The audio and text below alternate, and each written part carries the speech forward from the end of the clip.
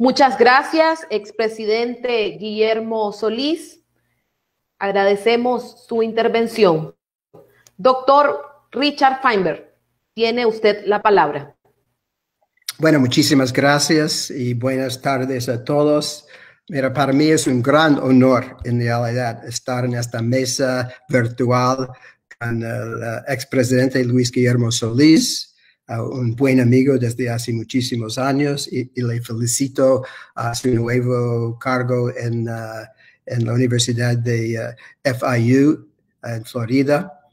Y también mi buen amigo Edmundo Jarquín, que también nos hemos conocido desde hace ¿cuántos años, Edmundo? Bastante. Entonces, le felicito a todos ustedes y muchas gracias por el gran honor de poder estar con ustedes esta tarde. El libro Nicaragua, el cambio azul y blanco, es sin duda un aporte importante, muy lindo, para captar los eventos de los últimos 20 años en Nicaragua, para entenderlo mejor, cómo llegamos a donde estamos. Yo aprendí un montón leyéndolo. Y muchísimas gracias a Edmundo y a todos los autores y contribuyentes, también no solamente para entender el pasado, pero cómo hacer un futuro mejor en Nicaragua. Bueno, en mi presentación breve voy a tocar 4 puntos, algo parecido como hizo también el presidente. Cómo es que Ortega y su esposa, cómo consolidaron sus poderes. Porque es importante no subestimar al adversario, cómo entender sus fortalezas tanto como sus debilidades.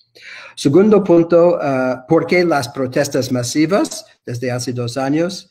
Y también cómo entender las dificultades en sostener una autoconvocatoria y a dónde vamos de aquí adelante. Tercero, las respuestas de la comunidad internacional. De mi punto de vista, desde mayo, desde el año 2018, impactos fuertes, yo diría, pero también ciertas limitaciones que hay que entender por parte de la comunidad internacional. Y por fin, ¿a dónde vamos con el azul? 4 puntos. Bueno, ¿cómo consolidaron el poder Ortega? Hay varios factores importantes que hay que entender para reemplazarlos, como gobernar un país en un régimen más democrático. Primero hay que entender la debilidad institucional, desgraciadamente, que sufre el país.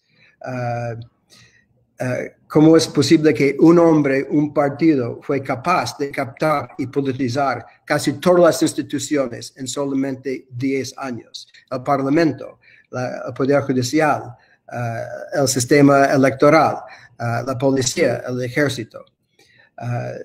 Esta realidad de la debilidad institucional es una realidad no solamente en Nicaragua, pero en casi toda la región de América Central, quizás menos Costa Rica. Entonces, hay que entender que es una realidad. Segundo, el caudillismo cultural. El caudillismo cultural. Es un legato de las Somozas, pero también yo tengo que decir, del mismo Sandino. Si tú lees la historia del Sandino, yo no veo un hombre democrático ahí, perdóname si le digo a los nicaragüenses. Él tenía ciertas virtudes, sin duda, mucho coraje, pero hombre democrático no lo era, de mi manera de ver. Además, tenemos el problema de Arnoldo Alemán, y un hombre que vendió a patria por un plato de porotos. Así se dice porotos en Nicaragua. Las personas cuentan en la historia. Y uno podría haber imaginado un país muy diferente si no fuera por Arnoldo Alemán.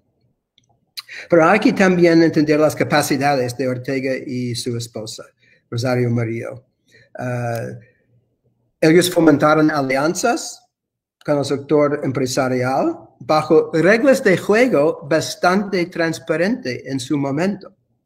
Además, fueron capaces de, en su momento, tener alianzas con la Iglesia Católica. y en cierto modo con varios países a nivel internacional, sino alianzas, por lo menos entendimientos. Además, el sandinismo, el orteguismo, ya es el único órgano político bien organizado a nivel de todo el país.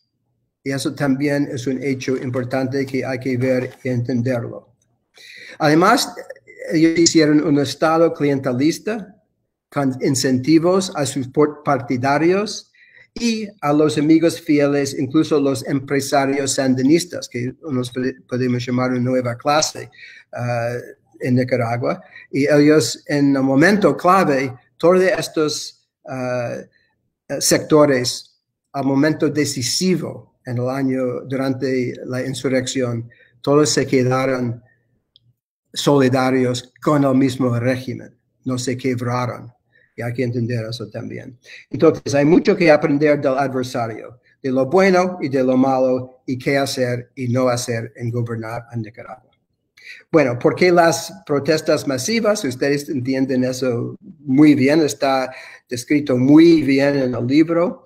El libro dice que había una acumulación de agravios, concentración de poderes, cerrado las puertas democráticas, la amenaza de una dinastía orteguista, la creciente debilidad de las alianzas que habían construido, cada vez más conflictos con el sector privado, cada vez conflictos con una iglesia ya renovada en Nicaragua.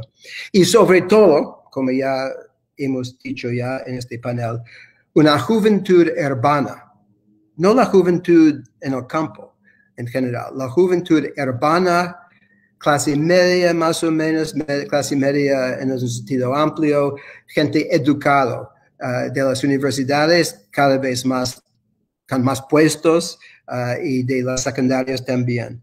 Entonces, en realidad, eso fue la nueva generación educada urbana en Nicaragua haciendo la protesta. Y eso, lógicamente, mirando al futuro, es una razón por el optimismo.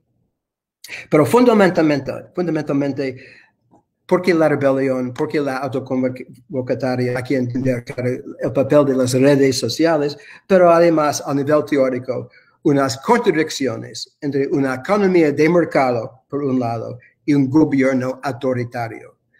La economía de mercado deja muchos centros de poder independientes del gobierno. Y de eso, entonces, entra un choque entre economía de mercado y gobierno autoritario. Por ahí, una explosión social. Bueno, punto 3, el papel de la comunidad internacional. Yo creo que en el momento, en abril y mayo de 2018, el gobierno de Ortega trató de imponer su narrativa, que fue una rebelión de terrorismo en contra de un gobierno democrático.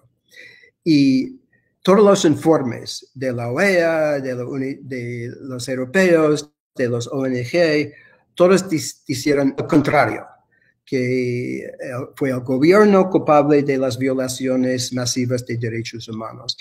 Y eso fue importante, que el mismo pueblo de Nicaragua entendiera bien qué estaba pasando en su propio país. Entonces, eso fue la definición de la narrativa de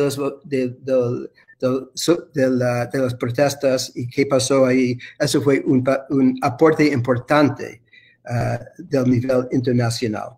Además, el sector internacional ya hay un corte de créditos nuevos, ya no hay desde las instituciones financieras multilaterales.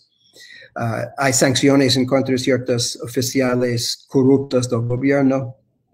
Pero también hay límites. Entonces, esas son medidas fuertes a nivel internacional. Pero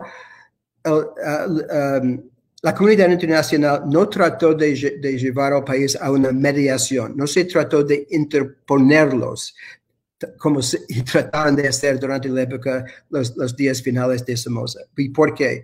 Porque no vieron posibilidades, no pensaron que las condiciones, es decir, pensaron que el gobierno de Ortega no estaba dispuesto en realidad de negociar, entonces no iban a meterse en una situación sin salida. Yo diría que la historia de Nicaragua, que eso no es lo que piensan en Nicaragua, pero la historia de Nicaragua muestra que el país hace su propia historia, que los actores nicaragüenses por fin definen sus intereses y tienen bastante autonomía para actuar, que la comunidad internacional puede asistir, pero no conducir a soluciones. Es una lección importante de la historia que hay que verlo. Bueno, por último, en mi presentación breve aquí, ¿a dónde vamos? Y el libro, eso es el punto clave, el libro en su último capítulo, bien lindo, el libro muestra que hay una convergencia ideológica en los sectores de la oposición, entre los azules y blancos. Dicho en términos generales, quieren un programa de mercado con justicia social. Bueno, es un poco grande, es un poco ambiguo, pero como ustedes entienden bien, en la política la ambigüedad a veces sirve bien, ¿no? Para que puedan, que muchos sectores piensen de que sus ideas están metidas adentro, ¿no es cierto? Entonces eso sirve en una campaña electoral. El desafío de la autoconvocatoria, que era súper lindo en su momento, descentralizado, sin líderes o con muchos líderes, gente muy jóvenes, pero por último, en la política, uno tiene que tener una organización para el cambio, ¿no? Y eso lo apunta bien en claro el último capítulo del libro, y ahí es el desafío, cómo ir de una sublevación espontánea a una organización política. Llegando a las elecciones de noviembre, que ya un poco más que un año, sí hay bastante presiones. Por un lado, la comunidad internacional. Por otro lado, las fuerzas vivas del país para insistir que hay una salida pacífica y democrática. Y ahí estamos todos. Entonces, al fin, con el libro Nicaragua, el cambio azul y blanco,